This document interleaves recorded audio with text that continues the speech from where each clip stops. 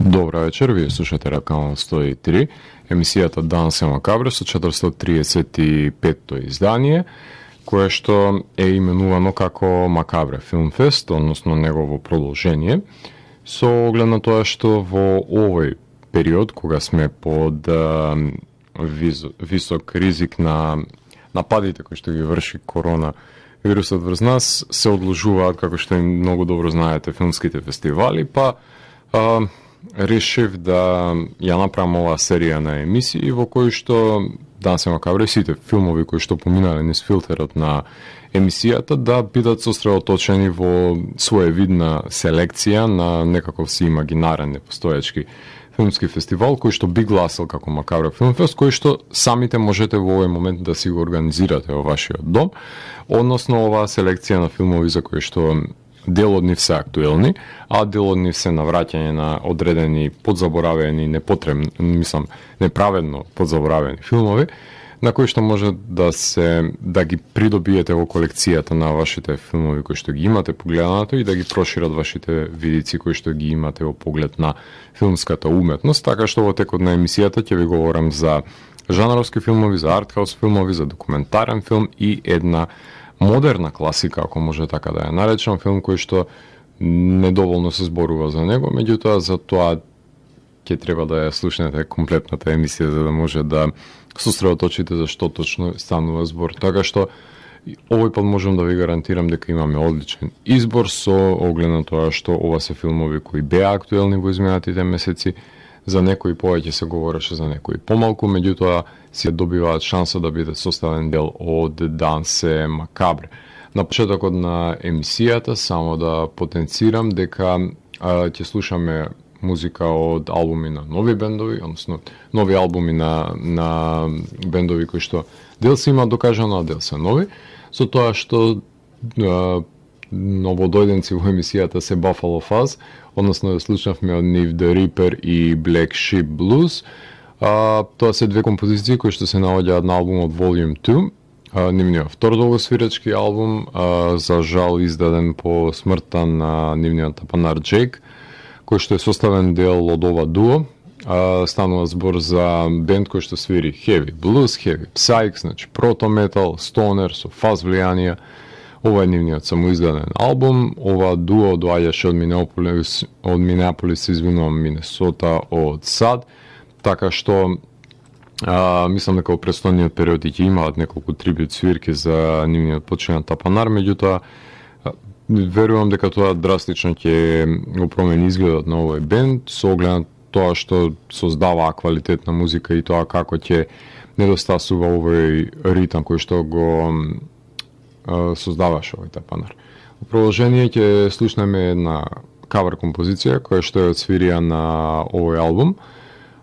Станува збор за Sunshine of Your Love, тема која што Ерик Клептон милуваше со неговите бендови да ја свири во минатото, меѓутоа во една нова верзија, во една подисторзирана форма во која што знаат овие heavy блузери, односно Buffalo Fuzz да ја демонстрираат својата моќност. Значи вечерва ќе разговарам за 6 филмови кои што се составен дел од изборот за Макабре Филмфест, односно за едни од најзначајните жанровски, артхаус, документарни и култни филмски остварувања кои што ја сметам дека секој љубител на филмот треба да ги погледне. Данс е Макабре е емисија во која се зборува за уметност и тука уметниците се вистински херои, а не политичарите. Целта на емисијата е да се доближи до квалитетната, да ја доближи пред се квалитетната музика до секој слушател. Вечер имаме закажано полноќен танц со смртта по 435 пат. Јас сум Златко Ѓелевски, а вие останете со трансмисијата на Канал 103 до крајот на светот. Вие слушате радио Канал 103, емисијата Данс е Макабре, 435-то издание, именувано како Макабре Филмфест, односно неговото продолжение, во кое што ќе ви говорам за неколку значајни жанровски и артхаус филмови. Пред се во овој сегмент ќе биде фокусиран комплетно на жанровските филмови, односно во овој блок ќе ви говорам за две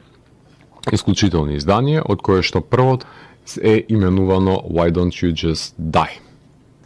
Ова што можете да го слушнете е трейлерот за рускиот жанровски филм Why Don't You Just Die,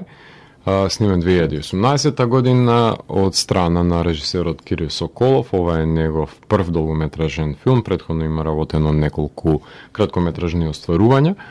Станува збор за руски режисер кој што е под силно влијание на Серджо Леоне, Мартин Макдона, Парк Чан Вук, Мартин Скорсезе и пред се Квентин Тарантино,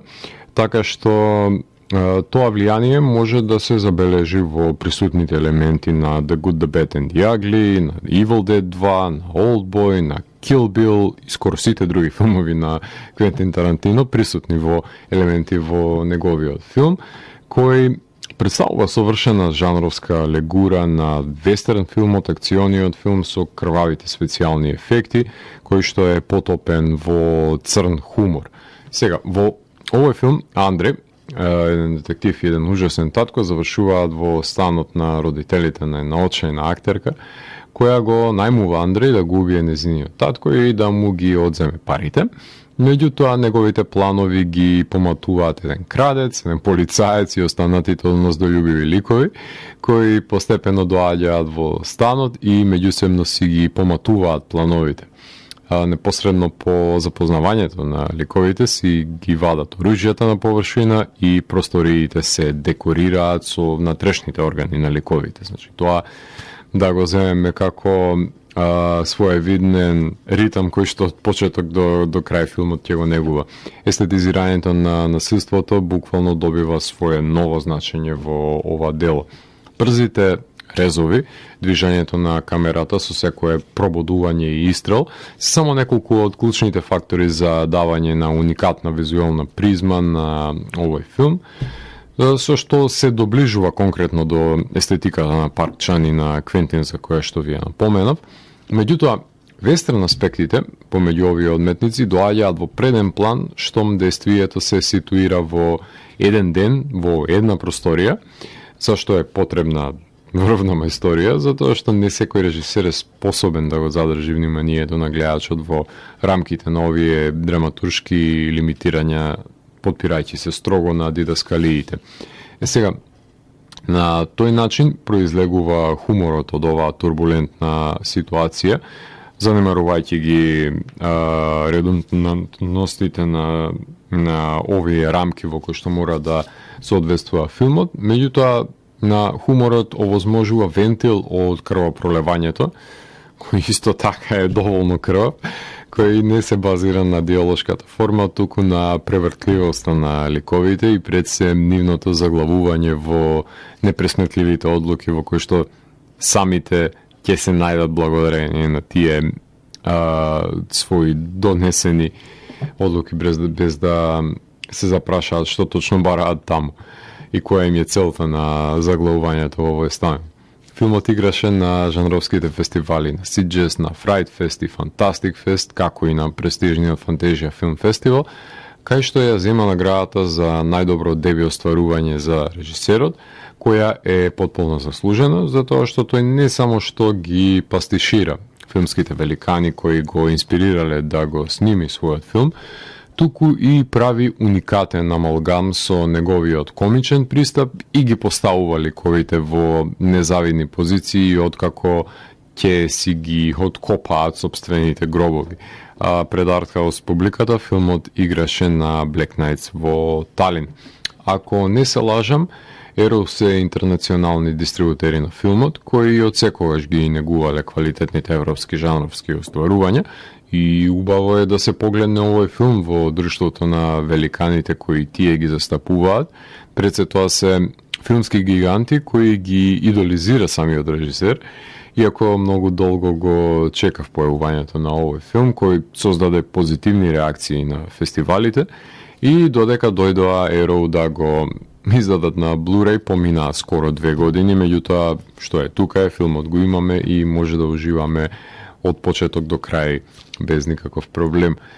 Зелените тапети, црвените персиски килими и препознатливиот руски декор кој до крајот на филмот ќе биде скршен, издупчен, оштетен на секој можен начин и префарбан со крв се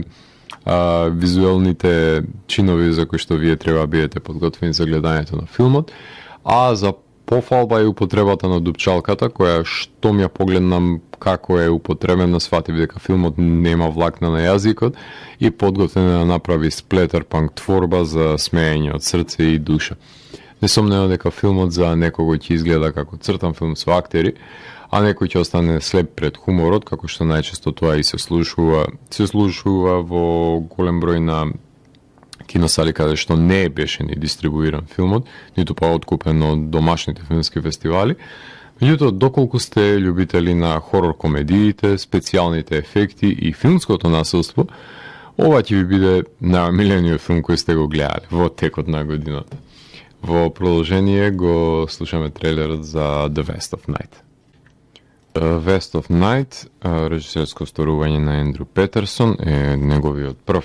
долгометражен филм.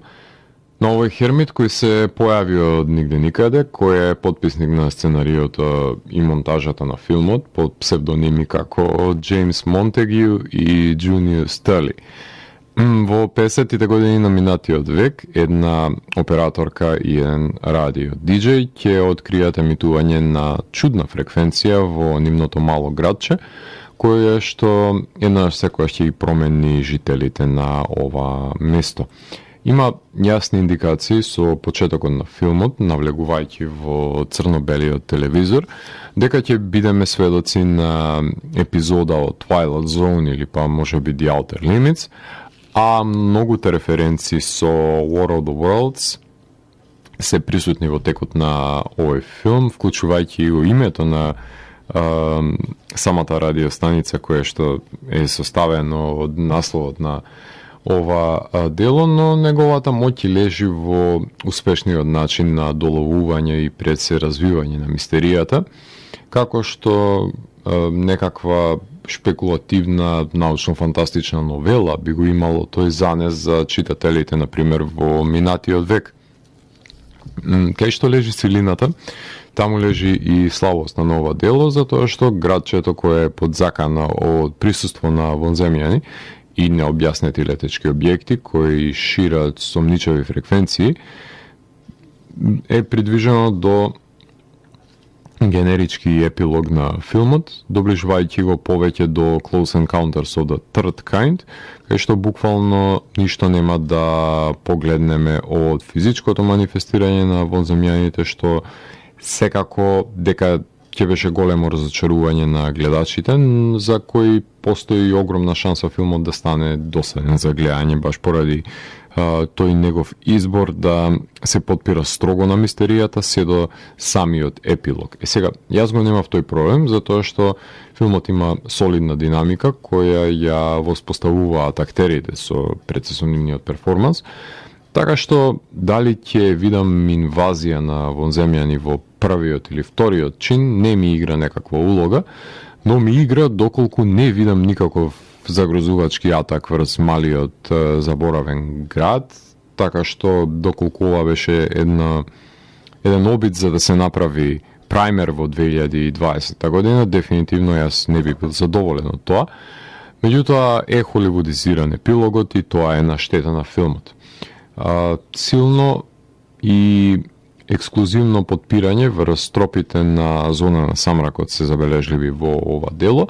без да ги содржи оригиналните пресврти, што исто така можам да потенцирам дека е слабост на филмот, ако веќе се прикрадува и се обидува да флертува со помош на јазикот на Twilight Zone и на Стерлинг, би требало да ги содржи и овие елементи кои што се клучни според мене за секоја Twilight Zone епизода. Меѓутоа, без да ги содржи оригиналните пресвети, дефинитивно тоа можам да опрепишам како дополнителна слабост, но уште еднаш повторувам дека е задолжителен филмот за гледање за љубителите на научно-фантастичниот жанр и пред се филмови како Frequency, например, или Контакт. Филмот беше одбиен од голем број на филмски фестивали, успевајќи да се избори за својата премиера на Slamdance, пошто играше на Overlook филмскиот фестивал, на фестивали кај што ќе биде награден од публиката и од жири комисијата. Потоа прошета до ТИФ за повторно да се врати во САД и го најде своето место на жанровските фестивали, како Fantastic Fest и Beyond Fest, што јасно говори дека овој филм не е за публиката на Кански или на Санденс, затоа што нема кој знае каква автентичност во ова дело, па затоа и жанровските љубители си го присвоија, затоа што за нив во огромен дел задоволително е тоа што ги следи тропите на научната фантастика, и тоа е сосема доволно за љубителите на СФ, за подоцна самиот филм да заврши на Amazon Prime, на дигиталната платформа. Режисерот има оркестрирано неколку одлични долги кадри, во кои во чекор ги прави ликовите од еден сет на друг, или ја задржува тензијата во просторијата кај што ја наслушнуваме пред се фреквенцијата. Карактеристики за режисер кој умее да владее со тензијата со помош на филмскиот јазик, а не се баш карактеристики кои што би ги припишале за филмски дебитант, како што е Ендрю Петерсон, доколку не би знаеле дека ова е негово дебитантско остварување, но бидејќи е никој и ништо во Холивуд, неговите врати не се отворени баш за студискиот систем и многу ме интересира каде понатаму ќе се движи неговата кариера, заради тоа што го привлече вниманието на светската критика благодарение на The West of Night. Меѓутоа, не знам дали е Холивуд подготвен за овој режисер. Тој сака да има контрола врз сите аспекти на работењето на филмот, а во САД филмот е групен спорт, не е поле на кое што може да се докажат исклучиво индивидуалците, и баш поради тоа и потенцирам дека Ендрю е посебен тип на режисери во кој што треба да се изборат за својата слобода пред да може да снимаат понивен ќеф, како што тоа Родригес и Тарантино го имаат направено денес, меѓутоа борејќи се со своевидните ламји и аждери кои што може холивудските продуценти да бидат олицетворение на нив. Се надевам дека ова нема да биде последен пат кога ќе говорам за Петерсон, туку во иднина ќе може да погледнеме негов нов филм, во кој ќе ја примени смелоста на кадрирањето во некое си поинвентивно сценарио, кој нема исклучиво да се потпира на својата линеарност или строго да се базира на научно-фантастичните тропи кои што сами по себе знаат да бидат изветреани. Може да направиме една кратка музичка пауза, односно во продолжение на емисијата ќе слушаме по 3 композиции од 2 сосема различни бендови. Именно на почетокот ќе слушнеме композициите Go Away, Zeroin и Black Nirvana, 3 теми кои што се наоѓаат на албумот Zeroin на Dope Smoker. Станува збор за првиот долгосвиречки албум на задумените стонери, кои по еден куп демоа се освестија дека треба да издадат албум. Албумот е издаден за Dances Records под силно влијание на Black Sabbath, на Grunge, на Doom, меѓутоа албумот сепак има една пригушена продукција која што не може да се носи со денешните продукции, меѓутоа ете целот кон тој шарм со кој што тие сакаат да бидат препознаени. Бендот всушност ни доаѓа од Велс, од Southwest, од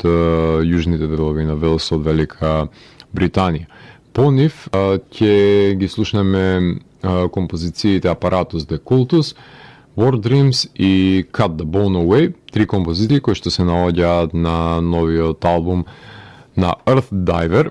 именуван како Lord of the Cosmos. Прв исто така нивен долгосвиречки албум, стана збор за млад бенд, оформен 2018-та, ова е тројка која што ни доаѓа од Денвер, Колорадо, од САД. Претходно имаат издадено EP издание и неколку синглки.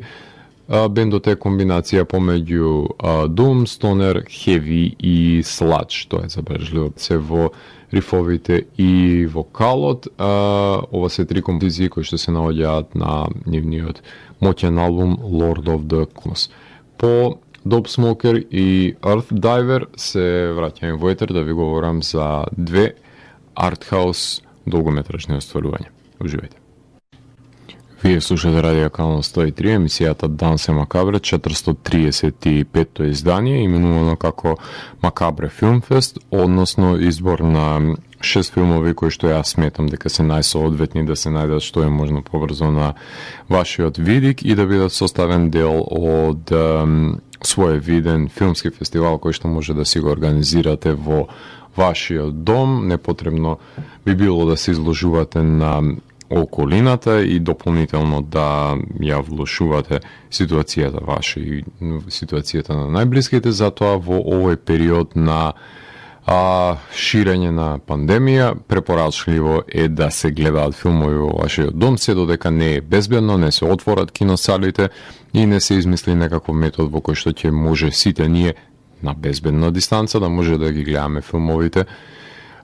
До тогаш ќе постои Данс е Макабре и ќе постои пред се оваа емисија која што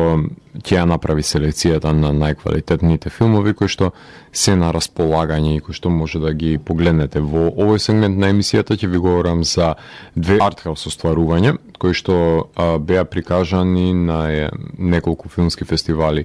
широм Европа и светот, а едниот од нив е Last and First Man. Last and First Man е филм снимен 2017 година од страна на Јохан Јохансон. Станува збор за исландски композитор на филмовите на Денис Вилнев, тој исто така автор на музиката на Менди, на Косматос и на многу други филмови, кој почина на 9 февруари, за жал на мојот роден ден, 2018 година, но пред да умре го режираше своето долго филмско деби, кое беше докомплетирано од страна на екипата на неговите соработници и беше прикажано во текот на оваа година. Во филмот станува збор за ситуација поставена 2 милиони години во иднина, при што една идна раса на луѓе се соочува со својата екстинкција. Единственото нешто што преостанува во светот се надреалните споменици, джиновските монументи кои ја отсликуваат расата и преку кои се испраќа нивната порака во Вселената до кој да може да ја слушне и да биде од нивна помош. Филмот се надоврзува на научно-фантастичката нишка која затегнав од претходниот филм за кој што ви говорев.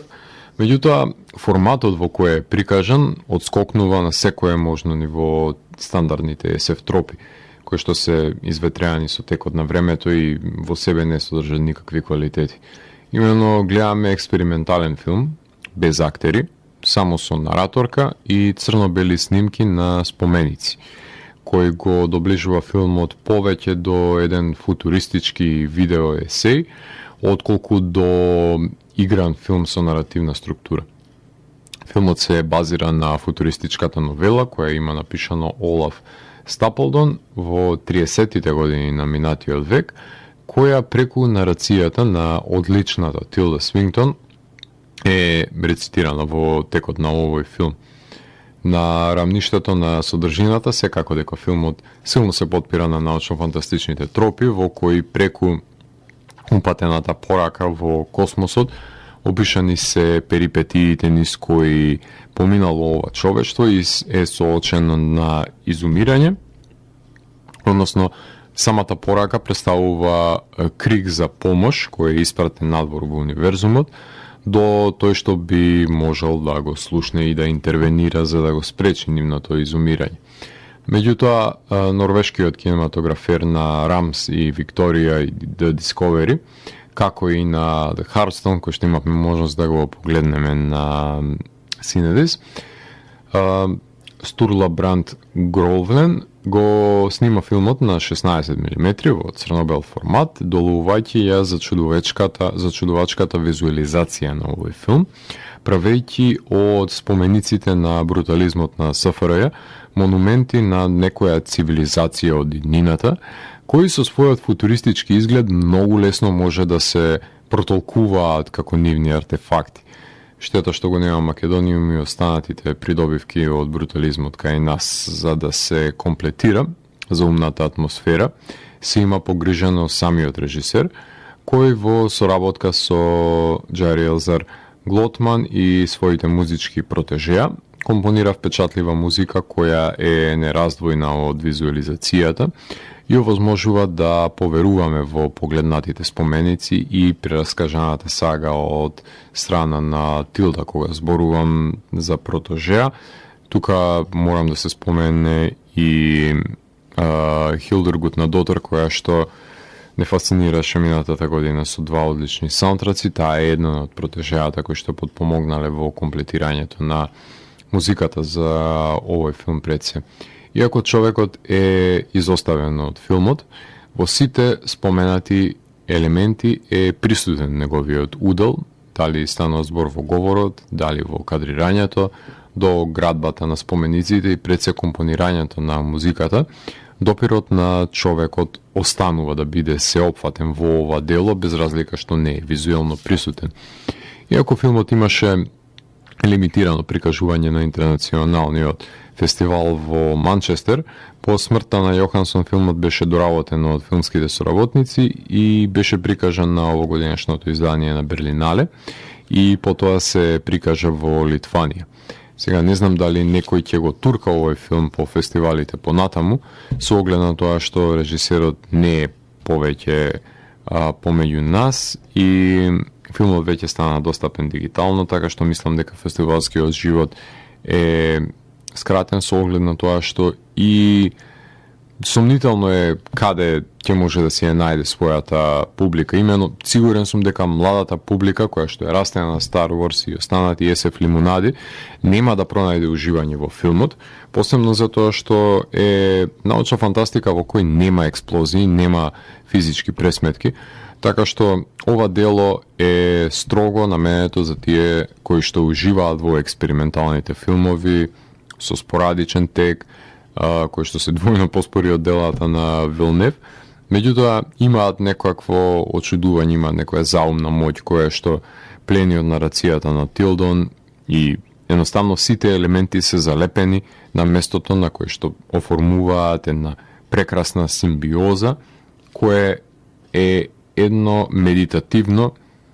патешествие низ овој аудиовизуелен приказ кој што Јохансон ни го има приготвено, без разлика на лимитирањата во рамките на формата во која што одлучил да се изразува. Сепак, ова е експериментален филм кој што треба да се погледне во еден здив и да се искуси пред се. Во положение ќе го слушнеме трейлерот за Пинокио. Пинокио во режија на Матео Гароне. Станува збор за авторот на Гомора, Reality, Tale of Tales и неговиот одличен последен Dogman. Изненадува со една лайф-екшн адаптација за дрвената кукла Пинокио, како се претвара во дете од кожа и коски. Искрено јас сум противник на лайф-екшн адаптациите на култните цртани филмови, затоа што ништо ново не придонесува на содржајноста, ниту пак може да ја емулира игривоста на несопирливите нацртани линии, како што беше случајот со Дамбо и Lion King. Во овој случај, уште е позачудувачки тоа што Гароне по еден суров филм решава да се наврати на наивната детска приказна и прашање што може тој да придонесе во екранизирањето на новелата на Карло Колоди од пред 2 века. Меѓутоа, во Пинокио, во улогата на неговиот татко Джепето, го забележуваме Роберто Бенини, кој со неговата театрална глума си го одигрува овој лик по не знам кој пат, но има еден аспект кој верувам дека го има поврзано Гароне, а тоа е магичноста, односно фантазмагоричноста на самата приказна,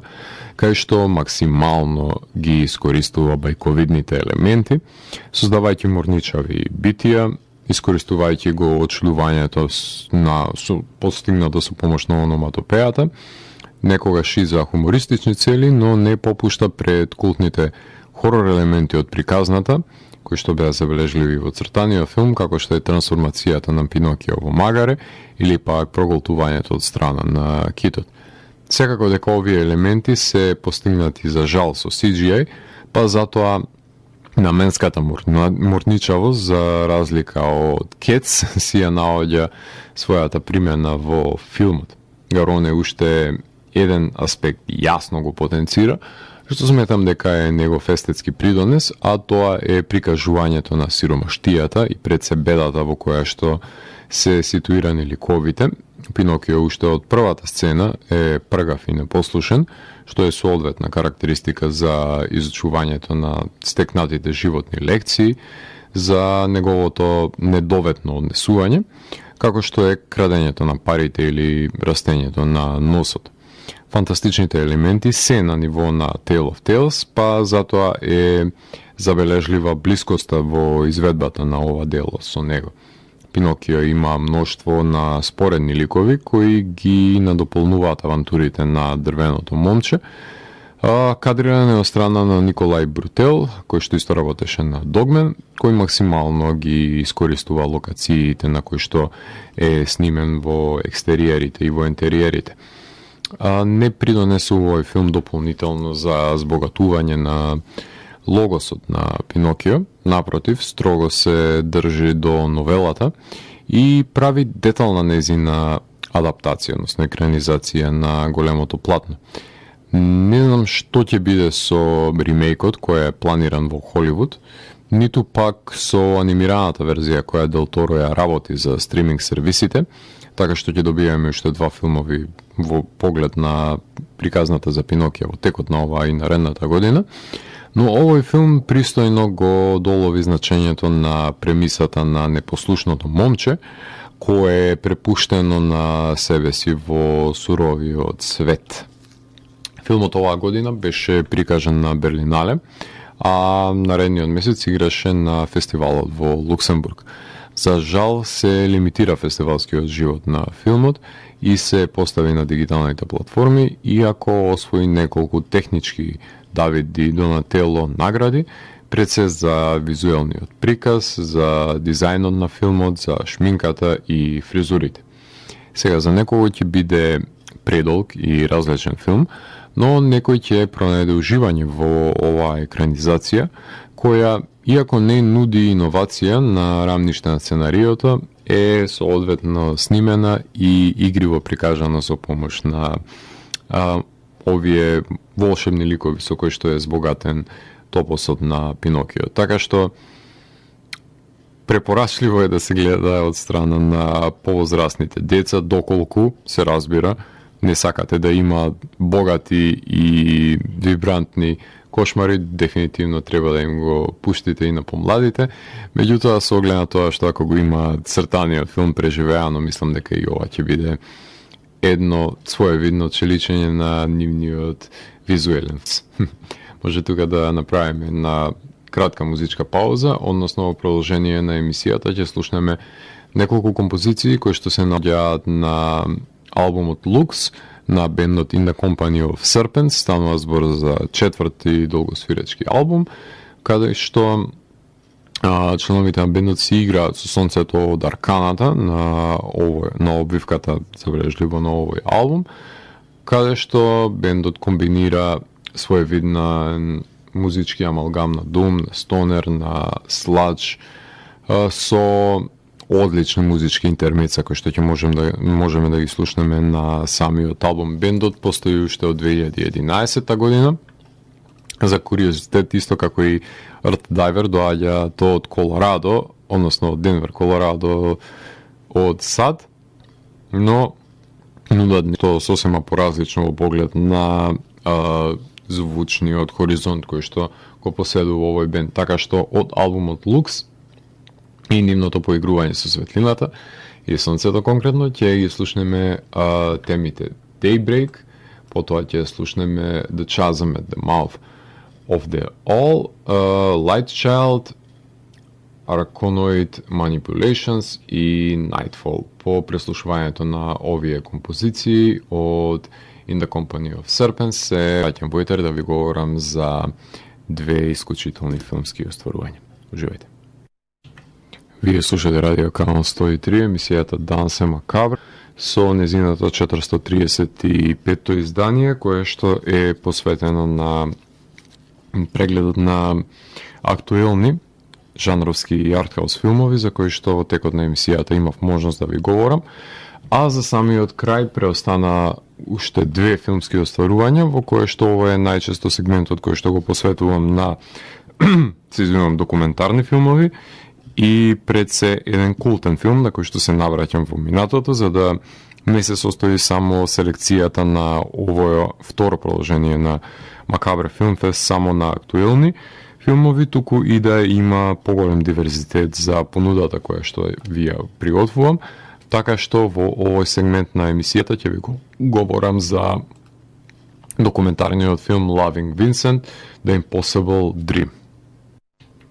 Loving Vincent, The Impossible Dream е филм кој што е во режија на Мики Вецел, прв долгометражен филм, документарен филм во кој детално е опфатен мачниот процес на создавањето на величественото дело кое што се нарекува Loving Vincent, односно овај прекрасен анимиран филм. Во неговата иницијална идеја и тестирањето на неколку кадри до снимањето на 7-минутниот филм,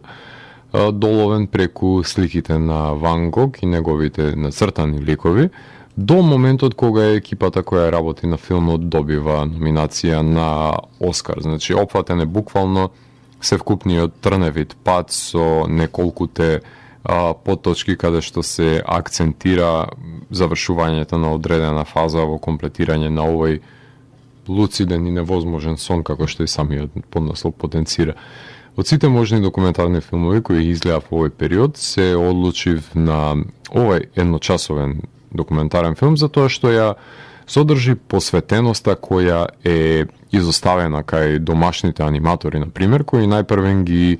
гледаат сите можни патишта за поедноставување на процесот на анимирање, заменување со помош на компјутерски генерирани слики, често отклонувајќи се од стоп-моушен анимацијата или пак од анимирањето на цртежи,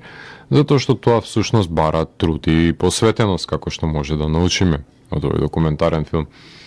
А буквално овој филм најдобро покажува што значи да се бара начин да се емулира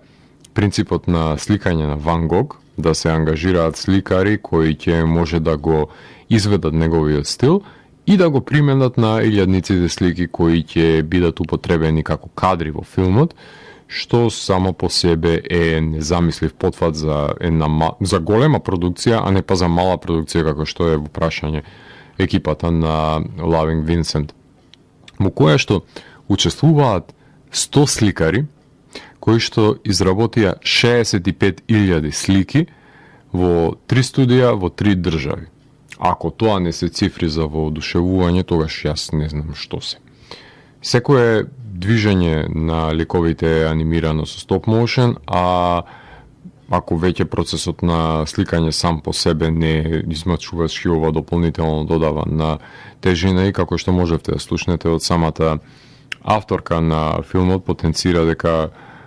буквално цел живот би бил потребен само за да го комплетира овој филм, доколку не беа ангажирани сликарите за да го надополнат низиниот труд. Сега, штета што длабински не се навлегува во идејата за поврзување и прикажување на ликовите во истрагата која е применета на самото дело, но повеќе од воодушевувачки е процесот на неговото создавање и постоечките рокови кои што им се заканувале на екипата кои што морале да ги исполнат доколку сакаат наредно кофинансирање. Сега, иако режисерите ако на своја рака би го работеле делото, дефинитивно би ги чинело цел нивен живот за да го насликаат, да би го имало континуитетот, меѓутоа не знам кој може да си го допушти тој луксус да работи буквално на едно дело, меѓутоа со ангажирањето на армијата на сликари, сепак успеале во рок од 10 години да го сработат ова прекрасно остварување и сите можеме да им подзавидиме дефинитивно нивната посветеност. Во документарниот филм има детални интервјуа за процесот во кој течела продукцијата, дополнителните препреки кои што се појавиле на патот до успехот, потребата од ангажирање на поголема работна сила и пред се волјата и желбата на сите инволвирани да ја комплетираат творбата во која имаат видено потенцијал дека е нешто уникатно кое светот мора да го погледне во финиширан облик по секоја цена. Земете предвид дека луѓето кои што работат на овој филм не само што треба да ги насликаат тие 65.000 слики, туку тие треба да бидат емулирани во стилот на кој што работел Ван Гог, еден од најголемите мајстори на сликарството. Барем да се доближат до начинот на движење на четката, користење на бои и неговиот маниризам на сликање. Така што, покрај притисокот на времето кој што е бил круцијален за да може да се финансира делото, за да се комплетира, покрај тежината на габаритната работа која што била захтевна од нив, успеваат да го комплетираат ова дело и да се изборат за добивање на номинацијата за Оскар и да бидат конкурентни на филмовите кои што огромните студија не би се ни ангажирале да ги работат, зборуваме као Pixar, DreamWorks и кои да е, не би ни биле заинтересирани да работат вако како што беше потенцирано непрофитабилно и артистичко дело, кое што не е во рамките на нивните задоволувачки пазари на блокбастер филмови кои што ги потенцираат. Меѓутоа, тие филмови немаат висока естетска вредност, се наменети само за забавување на публиката, а Loving Vincent е нешто сосема друго за кое што уште потенцирам домашните аниматори и тоа како треба да го земат предвид ова остварување и да се мотивираат себе си да се потрудат да комплетираат ако ништо друго и тие еден нивен долгометражен анимиран филм како што не сме добиле до сега. За крајот на емисијата сакам да ви проговорам за уште еден руски филм, како што ја започнавме емисијата, така и да ја завршиме со еден руски филм, односно станува збор за филмот Hard to be a God. Hard to be a God од 2013 година, режисерско остварување на Алексеј Герман, кој го снима своето животно ремек дело како шести негов долгометражен филм во неговата кариера и за жал умира истата година на неговата премиера. Цел живот се обидувал да го комплетира овој филм, но секогаш се појавувале технички проблеми за неговото или финансиски проблеми за неговото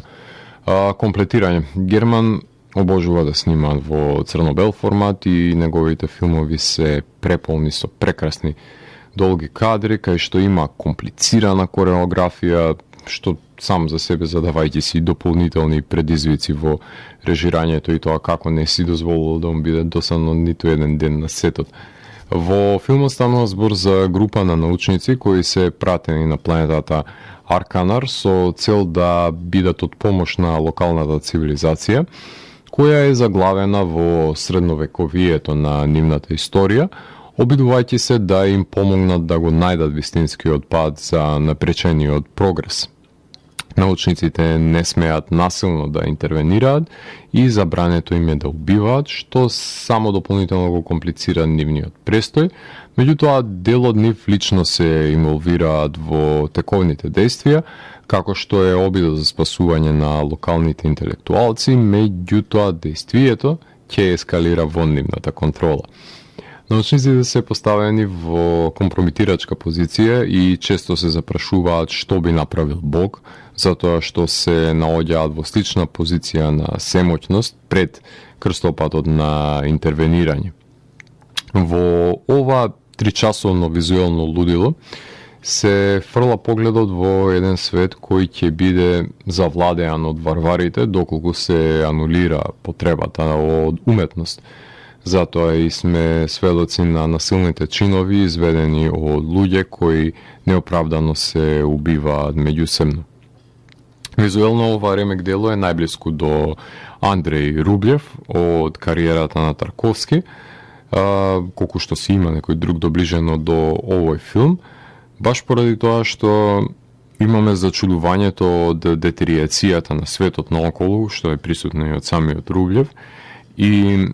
коментарот кој што го дава за третирањето на уметноста во светот кој што е комплетно полуден и се потпира само на ниските страсти, што исто така е една од карактеристиките на Рублев. И згора на тоа визуелниот печат во црно-бел формат, така што ова се три карактеристики кои што први ми падна на памет и паралелата ми беше нераскинлива со ремек делото на Тарковски, но кинематографијата, започната од Владимир Илин и завршена од Јури Клименко, сведочи за една уникатна епопеја во која овие мизерни ликови фрлаат повремени погледи кон гледачот, се искористуваат натуршчици помешани со актери, се прикажува еден морничав приказ на суровиот свет на средновековието, во кое дефинитивно би заглавиле доколку не сме водени од здраворазумието. Иако филмот се базира на научно-фантастичната новела на браќата Стругацки, нема да добиете на визуелен план ништо друго освен периодичен филм затрупан под беда и снег. Нечовечност прикажана во еден врвен неореализам на кој што и Фелини би му подзавидел. Поради гротеската која ја поседува, овој филм постојано бев подсетен на сликите на Хиеронимус Бош и неговите луѓе со глави од свињи како си го уништуваат човештвото со нивното клето однесување во пеколот на некоја друга имагинарна планета Земја која што е многу блиска до нашата. Уште едно предупредување кое што научната фантастика го воспоставува со цел никогаш да не дојде до таа ситуација во која што би сакале да не ја погледнеме Земјата. Без разлика дали ќе најдете политичка алегорија или ќе трагате по грам на човечност во делото, филмот е незаборавно ремек дело на модерната уметност, кое никого нема да го остави рамнодушен. Ова е 3-часовен вртлок на екстремни емоции во кои што човештвото е препуштено. Ретко што може да ја погледнеме, конкретно ретко што може да ја погледнеме од руската кинематографија денес, не па од маесторо Герман. Така што Hard to be a God е култниот филм за кој што ви говорам во текот на оваа емисија, со кој што ќе го затворам ова издание на Дансе Макабре